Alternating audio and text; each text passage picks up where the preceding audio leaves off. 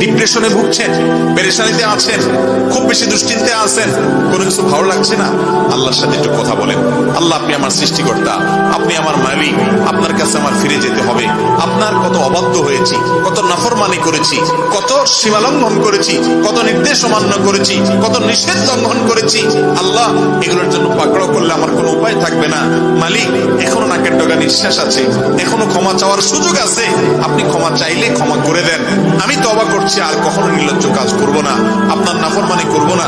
আপনি আমার অমুক পাপটা মাফ করে দেন, তমুক পাপটা মাফ করে দেন, আমাকে পাপ থেকে বাঁচায় রাখেন। আল্লাহ, আপনি আমাকে হেফাজত করেন, আপনি হেফাজত না করলে আমি নিজে নিজে বাঁচতে পারবো না। মালিক, আপনি রহম করেন। আল্লাহর সাথে একটু কথা বলেন। আল্লাহর কসম, সালহাতুস সঙ্গে বুদি দিল খারাস, আজমুদে এক জামানা খাকে বাস। পাথর হয়ে বহুদিন ছিলেন ভাই, একটু আল্লাহর সাথে কথা বলেন, চোখের পানি ফেলেন, দোয়া করেন, বিশেষ করে ভোর রাতের দোয়া। ভোর রাতের দোয়া, এটা গুলি মিস হলে মিস হয় না।